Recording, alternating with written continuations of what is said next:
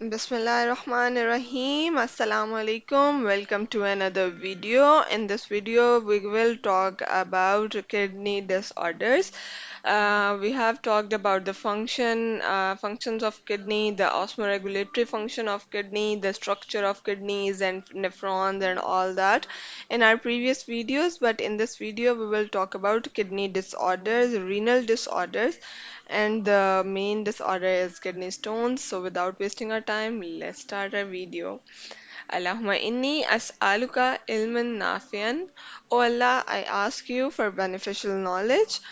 So, so guys, our kidneys sometimes faces some disorders, some problems, some disorders,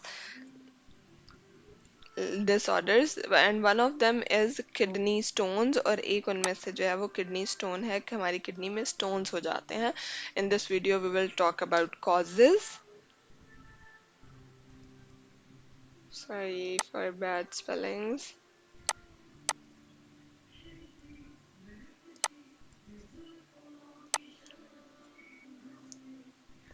causes and their treatment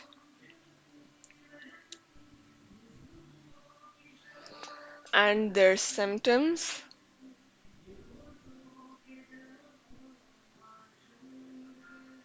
and a lot more. So first of all, definition, what are kidney stones?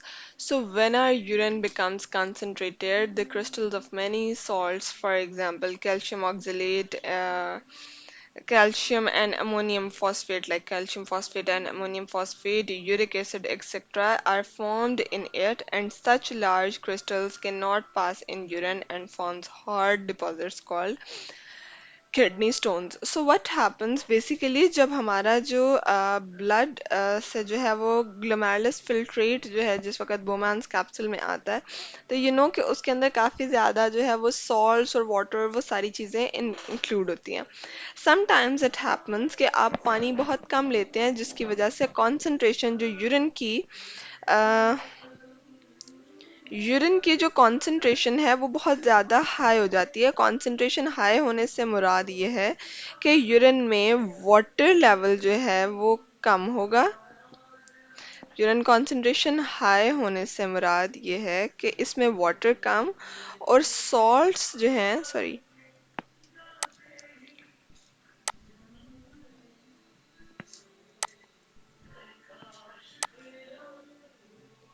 Water जो है वो कम और salts जो हैं वो ज़्यादा होंगे.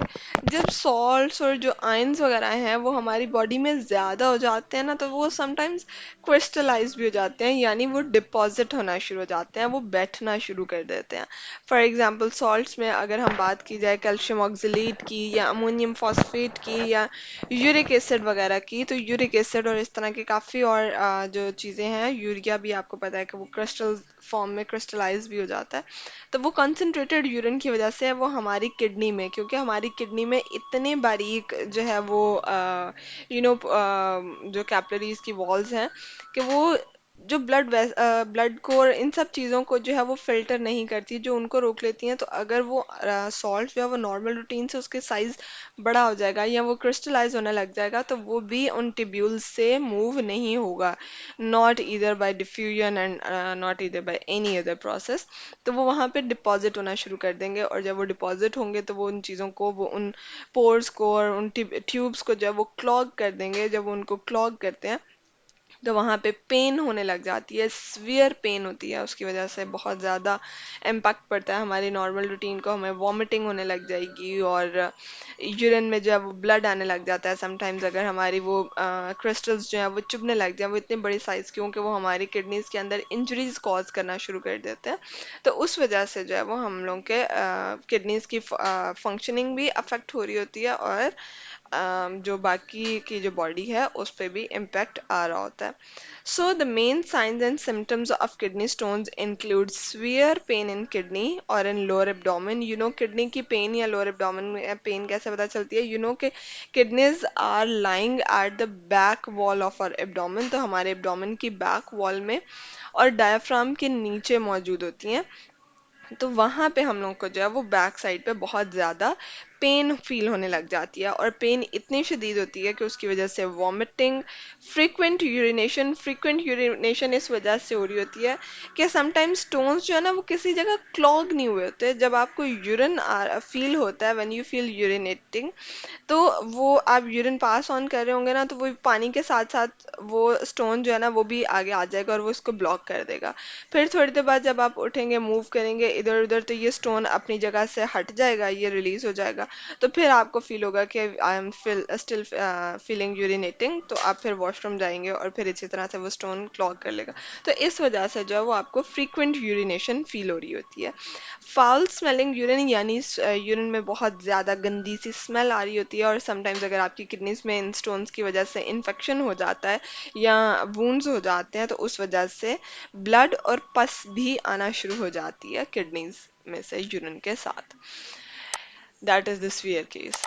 इसके अलावा causes of kidney stones, there are lots of causes of kidney stone. The major one is less intake of water. आप पानी जो है वो अपनी रिक्वायरमेंट से बहुत कम पी रहे होंगे। इसके अलावा आप डाइट ऐसी ले रहे हैं कि जिसके अंदर बहुत ज़्यादा सॉल्ट्स हैं, लाइक ग्रीन वेजिटेबल्स ज़रूरत से ज़्यादा ले रहे हैं। मतलब नॉर्मल रूटीन में green vegetables are very healthy for our life, लेकिन अगर आप बहुत ज़्यादा ले रहे हैं अपनी रिक्वायरमेंट से, so excess of everything is bad. So anything is excess of anything is bad. So more green vegetables, salts, vitamin C and vitamin D, vitamin C और vitamin D कैल्शियम की फॉर्म में आप अगर कोई चीज़ ले रहे हैं, क्योंकि विटामिन सी जो है वो कैल्शियम सॉरी आयरन को ज़्यादा एब्जॉर्ब कराता है, विटामिन डी कैल्शियम को बहुत ज़्यादा आपकी बॉडी में एब्जॉर्ब करवा रहा होता है। तो जब आप ज़्यादा विटामिन डी लेंगे तो जितना कैल्शियम होगा वो ज़्यादा बॉडी में एब्जॉर्ब होगा, कंसनट्रेटेड यूरिन कॉज करेगा, और उसकी वजह से वो कैल्शियम डिपॉजिट भी होना शुरू हो जाता है आपकी किडनीज में एंड क्रिएट्स मैनी प्रॉब्लम्स। सो एक लिमिटेड अमाउंट तक उसको लेना है। इसके अलावा लेस अमाउंट ऑफ वाटर हो गए, या ज़्यादा अमाउंट ऑफ प्रोटीन जब आप ज़्यादा लेते हैं तो उसकी वजह से भी प्रोटीन की ब्रेकडाउन में यूरिया जो है वो क्रिएट होता है, और यूरिया की वजह से भी स्टोन्स क्रिएट हो जाते हैं। इसके अलावा भी आपका यूरिन जो है वो काफ़ी कंसनट्रेटेड होता है, तो वो that is less harmful, but still it is harmful. So kidney stones are not something to be taken very lightly. This can cause very serious damage to your kidneys. Even kidney failure भी कर सकते हैं. So recurring urinary tract infections की वजह से भी kidney stones होते हैं, and less intake of water and alcohol consumption also causes kidney stones. इसके अलावा there are types of kidney stones, और हर किडनी स्टोन के टाइप के हवाले से जो है वो उसका ट्रीटमेंट अलग होता है।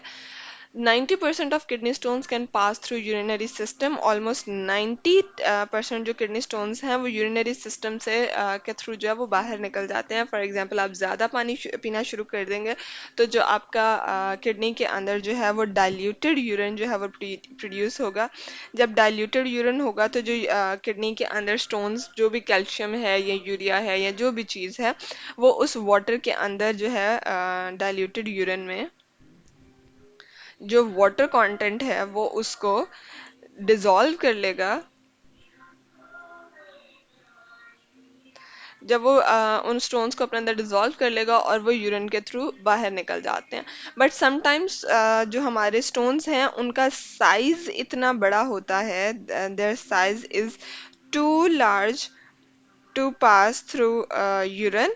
तो क्या करते हैं उसके लिए फिर सर्जिकल ट्रीटमेंट्स होती हैं। पहले तो ऐसे होता था कि किडनी को कट करके उसके अंदर से वो स्टोन्स निकाले जाते थे, अफेक्टेड एरिया को आप ओपन करते थे और उसको कट करते थे। इसके अलावा अब एक और मेथड आ गया है, एज टेक्नोलॉजी जो है वो ग्रो कर रही है, तो उसने जो है एक और प्रोसेस निकाला है, that is lithotripsy. Lithotripsy is basically the laser method है। लेजर्स के थ्रू जो है वो आपके जो स्टोन्स हैं उनके ऊपर जो electrical non electrical shock waves हैं या लेजर्स हैं उनकी बम्बार्मेंट की जाती है। उनके ऊपर जो है वो डाला जाती हैं, दो जो लेजर्स हैं वो डाली जाती हैं आपके स्टोन्स के ऊपर, और जब वो स्टोन्स जो है वो टूट जाते हैं छोटे छोटे पार्ट्स में, सैंड लाइक स्ट्रक्चर में कन्वर्ट हो जाते हैं।